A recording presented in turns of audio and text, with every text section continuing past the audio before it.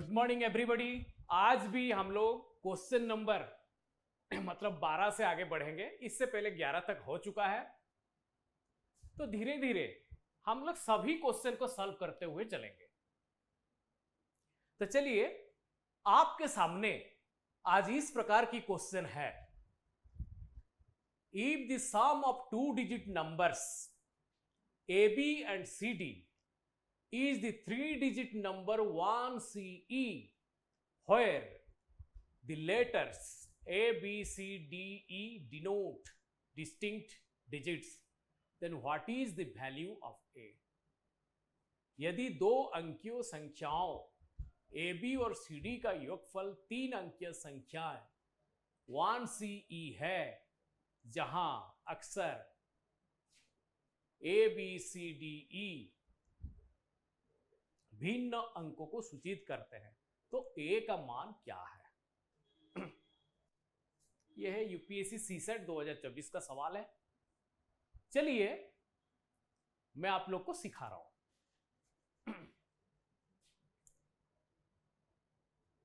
2 अंकों की 2 नंबर्स, एक है AB और दूसरा है CD। AB एक 2 अंकों की नंबर है और CD भी 2 डिजिट का नंबर है। और यहां देखिए, जो A, B, CD जो सब दिखाई दे रहा है ना, ये सारे एक एक अंकों को, एक एक डिजिट को सूचित करता है। और वो कह रहा है जब ये 2 नंबर को हम जोड़ेंगे तो उत्तर में कितना आएगा? 1CE ये आएगा। और उसके बाद पूछ रहा है what is the value of A का मान को बताएं, यही पूछ रहा है। चलिए देखते हैं। ये जो दिख रहा है 4 ऑप्शन, इन 4 ऑप्शन में से कोई तो एक होगा ए का वैल्यू। उसको हम टेस्ट करके देखेंगे कौन सा सही ऑप्शन बैठेगा। वो कह रहा है, देखिए, अगर बी और डी को हम जोड़ेंगे तो ई हो रहा है। चलिए वी लिख दिए। और फिर कह रहा है ए और सी को जोड़ेंगे तो सी, फिर लेफ्ट साइड में 1 आ रहा है। ये कैसा सिस्टम, ये कैसा योगफल भाई? चलिए देखते हैं। अगर देखो बी और डी को मैंने जोड़ा, जोड़ने के बाद में ई लिखा।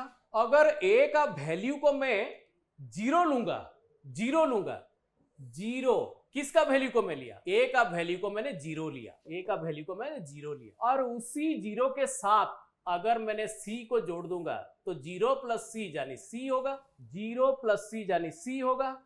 लेकिन यहां एक दिख रहा है, यहां 1 भी आ रहा है, 1 भी आ रहा है। यहाँ तो 1 फिर कैसा आएगा? चलिए फिर देखिए, मैं इधर से वहां से हटकर कुछ अलग सिखा रहा हूं। मैं यहीं पे लिख रहा हूं 8, 7 और यहां लिख रहा हूं 3, 4। अभी दोनों को जोड़ रहा हूं। देखिए 7, 4 मिलकर कितना हो जाएगा? 11। 11 में से 1 लिखा और बाकी जो 1 उसको यहीं पे कैरी करके रखा मैंने। अभी 8, 3, 11, 1 ये वाला 12। 12 में से 2 और लेफ्ट साइड में 1। उसी तरह B का और D का, B और D को अगर जोड़ेंगे, वो कह रहा है कोई एक डबल डिजिट नंबर टाइप का आ जाए। डबल डिजिट मतलब जैसे कि 1E इसी प्रकार आ जाए, इस प्रकार आ जाए। तो उसमें से हम क्या करेंगे? E को हम लिए और यहीं पे लिख दिए। बाकी जो 1 है उसको हम यहीं पे लिखे, यहीं पे लिख दिए, कैरी करके रखें। अभी सोचिए, इन चारों में से कौन सा ऑप्शन को चुनेंगे? चलो एक बार इस ऑप्शन को चुन के देखते हैं। ए का वैल्यू को मैं 9 ले रहा हूं। अगर ए का वैल्यू को मैं 9 लूंगा तो 9 प्लस, जैसे कि मैं ए का वैल्यू को कितना चुना? 9, तो 9 प्लस 1 यानी 10 हुआ। 10, 10 प्लस फिर सी यानी कितना हो गया? 0 और सी मिलके हो गया सी, फिर लेफ्ट साइड में 1। यही हो रहा है, यही हो रहा है। कब? देखिए 1C और 1C यहां दिख रहा है। ये कब दिख रहा है? न जब हम A का वैल्यू को 9 लिए, तब जाके ऐसा सिचुएशन बन रहा है। तो हमारे हिसाब से A का मान को 9 लेने के वजह से अगर ऐसे सिचुएशन आ रहा है तो हमारा आंसर होगा ऑप्शन नंबर ए। क्लियर? चलो फिर नेक्स्ट सवाल की ओर बढ़ते हैं। 2 persons P and Q enter into a business. P puts 14,000 rupees more than Q, but P has invested for 8 months and Q has invested for 10 months. If P's share is 400 rupees more than Q's share out of the total profit of 2,000, what is the capital contributed by P? दो व्यक्ति P और Q व्यवसाय प्रारंभ करते हैं। P Q की तुलना में 14,000 रुपया अधिक लगाता है, किंतु P ने 8 महीने के लिए निवेश किया और Q ने 10 महीने के लिए निवेश किया। यदि 2,000 रुपया के कुल लाभ में P का हिस्सा के हिस्से से 400 रुपया अधिक है, तो P द्वारा लगाई गई पूंजी कितना है? यह सवाल यूपीएससी ने पूछा है। यानी P और Q जो इन्वेस्ट किए हैं, पैसा लगाए हैं बिजनेस, दोनों के बीच में 14,000 का डिफरेंस है। और यहाँ P लगा रहा है 8 महीने के लिए पैसा और Q लगा रहा है 10 महीने के लिए पैसा। और उसके बाद देखिए उनको इस बिजनेस में कुल मुनाफा कितना मिला है ना, 2,000 रुपया मुनाफा मिला। और इस 2,000 में से 2,000 को तो बांटेंगे ना आपस में, इस मुनाफा को P और Q के बीच में बांटा जाएगा। लेकिन कंडीशन दे रखा है कि P को 400 रुपया ज्यादा मुनाफा मिलेगा Q से। तो फिर कह रहा कि P के द्वारा बिजनेस में कितने रुपये लगाया गया, इसी को फाइंड आउट करना है। तो चलिए, ये पार्टनरशिप एक टॉपिक है मैथ में, बस उसी टॉपिक से ये क्वेश्चन आया है। तो आप लोग को अच्छी तरह पता होगा कि प्रॉफिट या मुनाफा इज इक्वल टू इन्वेस्टमेंट, मैं इसे शॉर्टकट में लिख रहा INV, इन्वेस्टमेंट गुणा time. Profit is equal to investment गुणा टाइम, सिर्फ इन्वेस्ट लिख रहा हूं, इन्वेस्टमेंट गुणा टाइम। यानी मुनाफा बराबर जितना वो लोग बिजनेस में पैसा लगाए हैं, इन्वेस्टमेंट किए हैं, उसके साथ टाइम का मल्टीप्लिकेशन कर दो अर्थात गुणा कर। और आखिर में ये पूछा क्या ना, P के द्वारा कितना इन्वेस्टमेंट किया गया, P ने कितने रुपया लगाया, P का इन्वेस्टमेंट कितना है, तो यही से निकाल देते हैं। तो इन्वेस्टमेंट बराबर प्रॉफिट बटे में टाइम, यही है। तो यहाँ दोनों लोग पैसा लगाए हैं बिजनेस में, कौन है, एक P है और Q है, ठीक है। और दोनों आपस में पैसा को बांट रहे हैं, यानी P कितना लगाया, Q कितना लगाया। जब ऐसा आएगा तो हम दोनों का रेशियो निकालेंगे, यानी दोनों का इन्वेस्टमेंट की रेशियो, ठीक है, मैं ऐसा लिख दे रहा हूं, एक P है दूसरा Q है, दोनों का इन्वेस्टमेंट का रेशियो, ये इन्वेस्टमेंट वाला रेशियो है। उस हिसाब से दोनों को जो प्रॉफिट मिलेगा, मुनाफा मिलेगा, उसका रेशियो, यानी यहीं पे लिख दे रहा हूं प्रॉफिट रेशियो। P के लिए लिख दे रहा हूं P1, Q के लिए लिख दे रहा हूं P2। दोनों का प्रॉफिट रेशियो बटे दोनों, देखिए कुछ समय के लिए लगाए हैं पैसा को। P ने लगाया 8 महीने के लिए, दिखे यहीं पे लिखा हुआ है, और Q ने लगाया पैसा 10 महीने के लिए। तो दोनों के लिए भी टाइम का भी रेशियो है, मैं यहीं पे लिख रहा हूं टाइम का रेशियो, यानी T1 अनुपात T2। T1 हो गया P के लिए, T2 हो गया Q के लिए, यही है ना, यही है। तो अभी इस लाइन पर आ जाइए, इस बिजनेस में कुल मुनाफा कितना मिला है ना, इस बिजनेस में कुल मुनाफा है 2,000 रुपया, कुल मुनाफा, टोटल प्रॉफिट 2,000 रुपीज। और ये 2,000 रुपीज को, ये जो प्रॉफिट को हमको किसके बीच में बांटना पड़ेगा, एक है P, दूसरा है Q के बीच में बांटना पड़ेगा।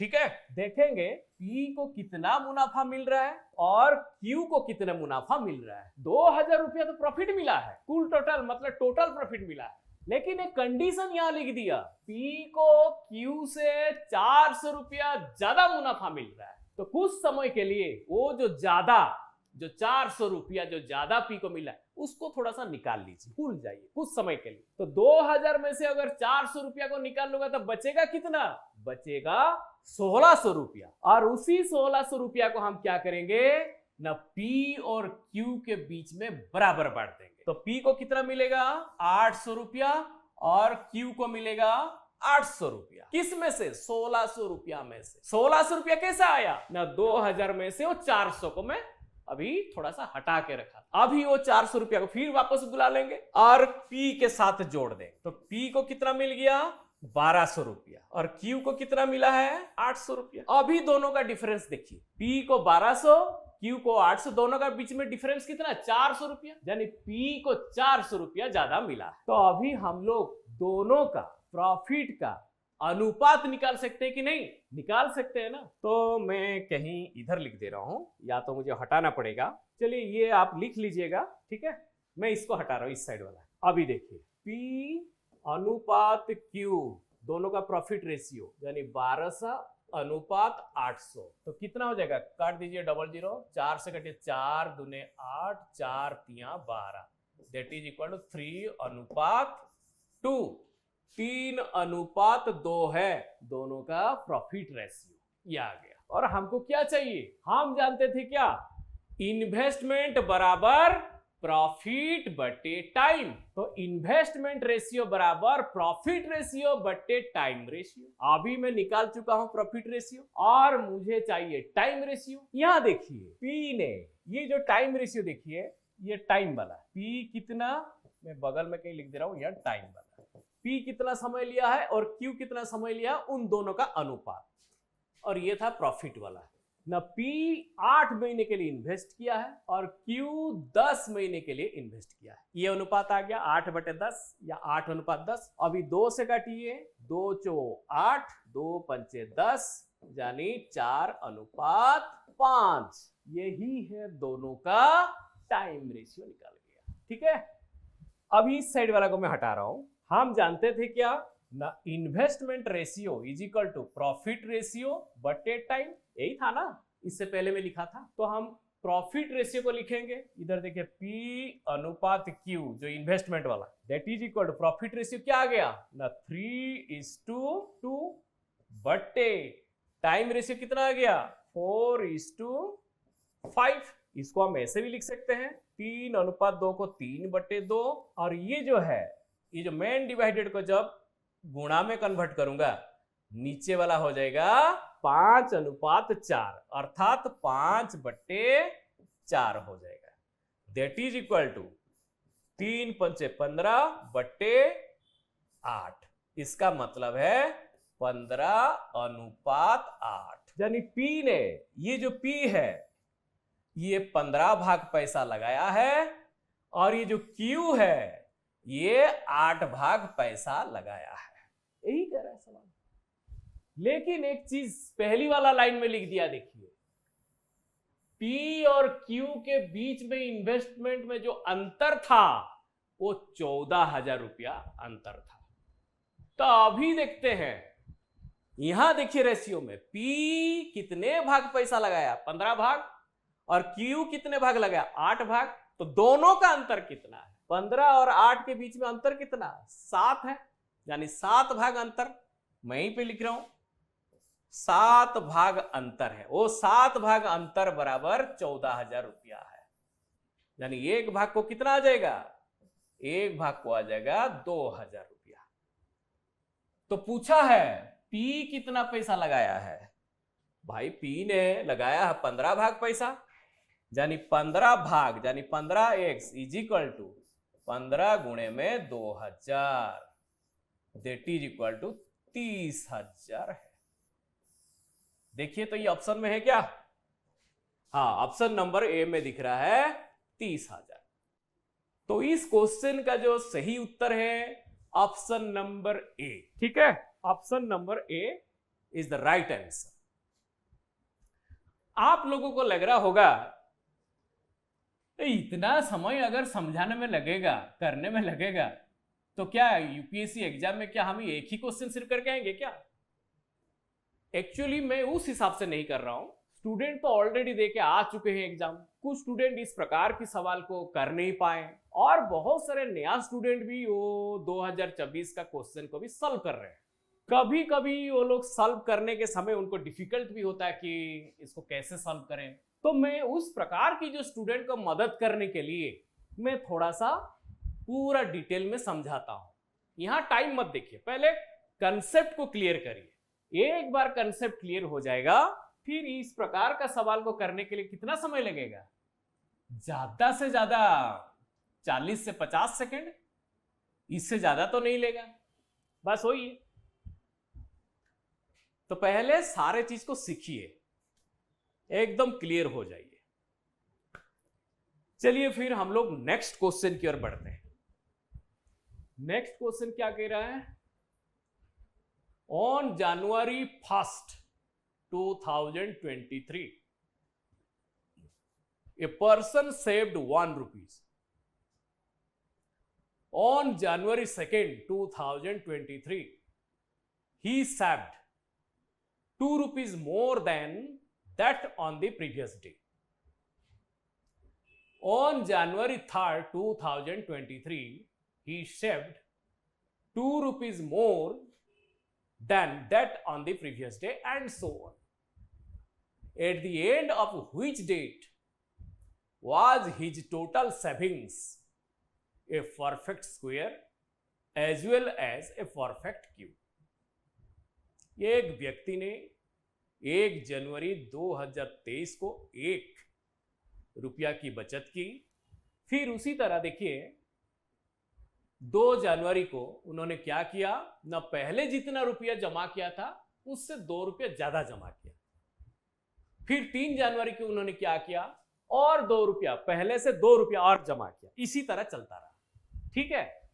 और फाइनली वो कह रहा है किस तारीख के अंत में उसकी कुल बचत एक पूर्ण वर्ग होने के साथ एक पूर्ण घन भी थी। ऐसा सवाल कह रहा है। चलिए इसको सॉल्व करते हैं। मैं यहीं पे लिख रहा हूं, ये हो गया जनवरी 2023 वाली बात है। चलो पहला तारीख को उसने कितना रुपया सेविंग किया? 1 रुपया सेविंग किया। दूसरे तारीख को उसने कितने रुपया सेविंग किए? ना इससे 2 रुपया ज्यादा सेविंग किया, यानी 3 रुपया सेविंग किया। फिर 3 तारीख को उन्होंने कितना रुपया सेविंग किया? साथ में हम जोड़ते हुए भी चलेंगे, जैसे कि 1 और 3 मिलकर कितना हो गया? 4। तो ये जो 4 है ना, ये एक पूर्ण वर्ग होना चाहिए और साथ में पूर्ण क्यूब भी होना चाहिए, पूर्ण घन भी होना चाहिए, perfect square and perfect cube भी होना चाहिए। ये भी कंडीशन दे रखा है, देखिए लास्ट में। तो परफेक्ट स्क्वायर या परफेक्ट क्यूब किसको कहते हैं ना? जिसका स्क्वायर रूट होता है उसको कहेंगे हम परफेक्ट स्क्वायर, और जिस संख्या का क्यूब रूट होती है उसको कहेंगे वो परफेक्ट क्यूब। तो इसमें देखिए जो 1 और 3 को जोड़ने से 4 हुआ, तो 4 का अगर हम लोग स्क्वायर रूट निकालेंगे तो 2 ही आएगा। तो ये परफेक्ट स्क्वायर तो हो रहा है लेकिन परफेक्ट क्यूब नहीं हो रहा है, समझ रहे हैं? फिर 3 तारीख और कितना पैसा सेविंग करेंगे? कितना रुपया सेविंग करेंगे? और 2 रुपया जोड़ दीजिए, 5 रुपया। और फिर जोड़ के देखिए कितना हो गया? 5 3 8 1 9। ये देखिए 9 आया। क्या 9 एक परफेक्ट क्यूब या परफेक्ट स्क्वायर है? देखते हैं। इसका अंडर रूट कर दीजिए तो स्क्वायर रूट कितना आया? 3 आया, यानी एक परफेक्ट स्क्वायर है, पूर्ण वर्ग है। तो क्या ये पूर्ण घन भी है? क्या ये परफेक्ट क्यूब भी है? क्या परफेक्ट क्यूब तो है ही नहीं है। समझ में आ गया? तो फिर आगे बढ़िए। परफेक्ट क्यूब मतलब समझ रहे हैं ना? जैसे मैं कह रहा हूं एक 8 एक लूंगा तो इसका मैं परफेक्ट क्यूब निकालूंगा। तो कैसे? ऐसा लिखूंगा, 8 को ऐसे ही गुणनखंड में व्याख्या करो, 2 गुणा 2 गुणा 2। 3 2 में से मुझे सिर्फ 1 2 लेना है, ठीक है? तब कहूंगा कि 8 एक परफेक्ट क्यूब है। क्लियर? लेकिन यहां तो सिर्फ 2 ही 3 आ रहा है, 3 बार 3 तो नहीं आ रहा है, इसलिए 9 परफेक्ट क्यूब नहीं हो सकता है, ये परफेक्ट स्क्वायर है। फिर आगे जोड़ते हुए चलिए। 4 तारीख और 2 रुपया जोड़ दीजिए, 7। तो 7 5 12, 12 3 15, 1 16। ये 16 आया। 16 का अगर स्क्वायर रूट निकालूंगा ये तो 4 आ जाएगा। तो ये एक तो परफेक्ट स्क्वायर है 16, लेकिन परफेक्ट क्यूब नहीं है, परफेक्ट क्यूब नहीं है। तो इसलिए फिर आगे बढ़िए। 5 तारीख को और 2 रुपया जोड़िए। 9 7 16, 16 5 21, 21 3 24, 24 1 25, 25 आया। 25 का स्क्वायर रूट निकालेंगे तो 5 आएगा, लेकिन 25 का घनमूल निकालेंगे तो क्यूब रूट निकालेंगे तो नहीं आ रहा है, तो इसलिए ये भी नहीं होगा। चलो 6 तारीख को और 2 रुपया जोड़िए, 11। ठीक है, पहले कितना था 25, 25 और 11 मिल गया तो कितना हो गया? हो गया 36। 36 का देखिए स्क्वायर रूट तो निकाल रहा है, 6 आ रहा है, लेकिन क्यूब रूट निकालेगा नहीं, इसलिए फिर आगे चलिए, फिर आगे बढ़ते रहिए। यहां थोड़ा सा स्पेस शॉर्ट पड़ रहा है, मैं इधर लिख रहा हूं। 7 तारीख को, 7 तारीख को फिर और 2 रुपया जोड़ के लिखा। 11 2 कितना 13, तो पहले 36 रुपया था। ठीक है, पहले कितना रुपया था 36, और इसमें 13 जोड़ दीजिए 49 रुपया। 49 का अगर स्क्वायर रूट निकालेंगे तो 7 निकाल रहा है, लेकिन इसका क्यूब रूट नहीं निकलेगा 49 का, इसलिए यह भी उत्तर नहीं होगा। यहां भी हम उत्तर नहीं निकाल पाएंगे। फिर आगे बढ़िए। 8 तारीख को और 2 रुपया जोड़िए 13 के साथ, तो 15 हो गया। तो 49 और 15 हो गया कितना 64 रुपया। अभी 64 को जरा टेस्ट करके देखेंगे। 64 यानी 8 गुणे 8 दैट इज इक्वल टू 8, यानी इसका स्क्वायर रूट तो निकल गया। चलिए उसी 64 का क्यूब रूट निकलेगा क्या, देखते हैं। 4 गुणे में 4 गुणे में 4 दैट इज इक्वल टू 4 आ गया, तो क्यूब रूट भी निकाल गया। 64 का स्क्वायर रूट भी निकाल गया और क्यूब रूट भी निकाल गया। यही कंडीशन बोला था ना, वो टोटल सेविंग ऐसा होना चाहिए जैसे कि वो एक परफेक्ट स्क्वायर भी हो और परफेक्ट क्यूब भी हो। इसका मतलब परफेक्ट स्क्वायर का मतलब उसका स्क्वायर रूट भी आना चाहिए, और परफेक्ट क्यूब का मतलब उसका क्यूब रूट भी आनी चाहिए। तो 64 का देखिए स्क्वायर रूट भी आ रहा है, 64 का देखिए क्यूब रूट भी आ रहा है। तो ऐसा जो सिचुएशन जनवरी महीने का किस डेट को हुआ ना, 8 तारीख को हुआ। ऐसा कोई ऑप्शन है? 8 जनवरी 2023 को ऐसा सिचुएशन हो गया, तो यही होगा हमारा आंसर। ठीक है, चलिए नेक्स्ट क्वेश्चन की ओर। A can X contains 399 liters of petrol and can Y contains 532 liters of diesel. They are to be bottled in bottles of equal size so that whole of petrol and diesel would be separately bottled. The bottle capacity in terms of liters is an integer. How many different bottle sizes are possible? एक डिब्बे यानी can x में 399 litre petrol है और एक डिब्बे Y में 532 litre diesel है। इन्हें समान अमाप यानी साइज की बोतलों में अलग अलग भरा जाता है ताकि पेट्रोल और डीजल में से प्रत्येक पूरे भरे जाए। बोतल की क्षमता लीटर में एक पूर्णांक है। ऐसे कितने भिन्न भिन्न बोतल अमाप संभव है? यही है सवाल। अब इसको सॉल्व कैसे करेंगे? अभी देखिए, ये टॉपिक का नाम मैं नहीं बता रहा हूं, मैं एक ऐसा सिचुएशन क्रिएट कर दूंगा, आपको ऑटोमेटिकली पता चल जाएगा ये किस टॉपिक का सवाल है। ठीक है, चलिए इस क्वेश्चन से हटकर मैं कुछ अलग समझा रहा हूं। 2 संख्या में ले रहा हूं, एक ले रहा हूं यहीं पर मैं 12 ले रहा हूं, और यहीं पे मैं ले रहा हूं 8 ले रहा हूं। 2 संख्या, और एक संख्या मैं यहीं पे लिख रहा हूं 4। अभी मैं आप लोग को सवाल कर रहा हूं, क्या 4 के द्वारा ये दोनों संख्या 12 और 8 क्या पूरी तरह भाग हो जाता है? क्या पूरी तरह भाग हो जाता है? देखिए, हाँ, 4 12 को पूरी तरह काट देता है, यानी 4 तिया 12। ठीक है, 4 तिया 12 यानी 3 टुकड़ों में काट देता है। देखिए, 4 तिया 12, 4 तिया 12। उसी तरह देखिए, 4 8 को 2 टुकड़ों में काट देता है, 4 दूने 8।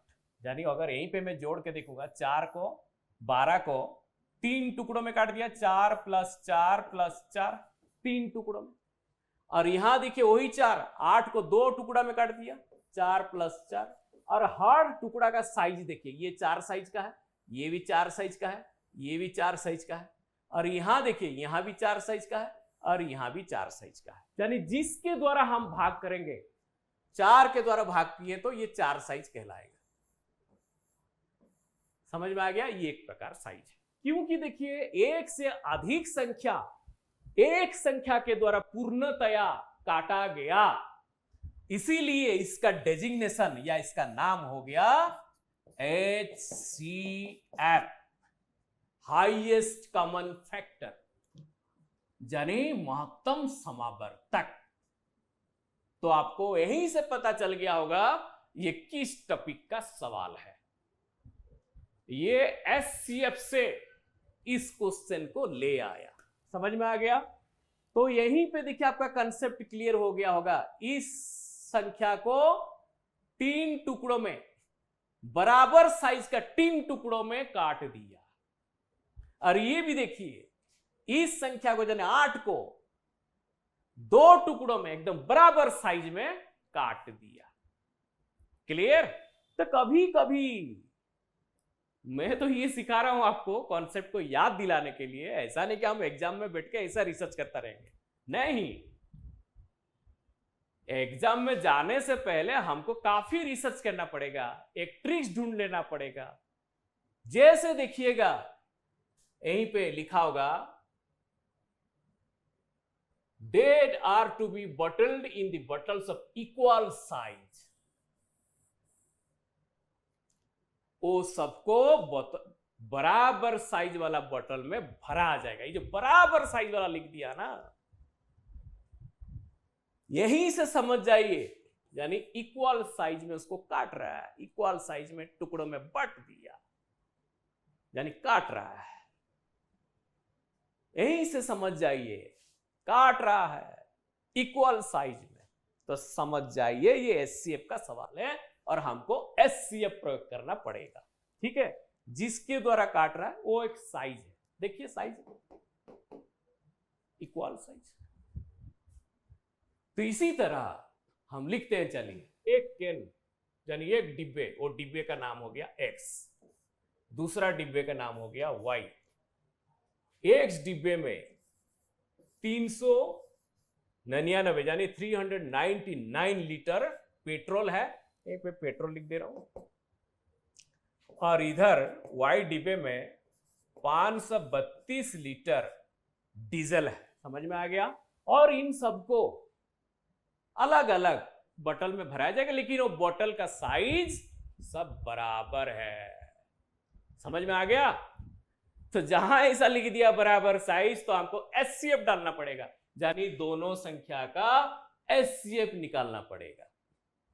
तो HCF निकालने के लिए बहुत सारा तरीका है, हम उनमें से एक तरीका को ले रहे हैं, वो है डिफरेंस मेथड। कौन सा मेथड है? Difference method. डिफरेंस मेथड के जरिए हम इन दो संख्याओं का HCF निकाल दे रहे हैं। तो 532 और 399 दोनों का डिफरेंस कितना है? 133। तो ये हम HCF कहलाएंगे कि नहीं? HCF तभी कहलाएंगे जब इस संख्या के द्वारा ये दोनों भाग हो जाएगा। अभी जरा टेस्ट करके देखते हैं, क्या भाग हो जाएगा? 133 को 3 से गुणा करो, 3 तिया 9, 3 तिया 9, 3 एकम 3, कट जा रहा है। इसको जरा देखिए, तो जरा इधर गुणा करके देखिए, 4 से 4 तिया 12, 1, 4 तिया 12 1 13 3 4 एकम 4 1 5 532, ये भी कट जा रहा है, यानी दोनों को काट रहा है, इसको भी काट रहा है, इसको भी काट रहा है, इसलिए इसका नाम हो गया HCF। मैंने बोला था जिसके द्वारा कटेगा वो भी एक साइज है, वो भी एक साइज है, मतलब वो भी एक बटल का साइज है। अभी देखेंगे ऐसा कितने साइज है भाई बटल का, चलिए देखते हैं। अभी चलिए ये जो 133 आया इसको भी हम तोड़ देंगे, इसको भी गुणनखंड में यानी प्राइम फैक्टर में बदल देंगे। तो चलिए इसको प्राइम फैक्टर में बदलते हैं 133 को। तो ऐसा लिखेंगे ना 1 गुणे जैसे कि 19 सता से 133 7 गुणे 19।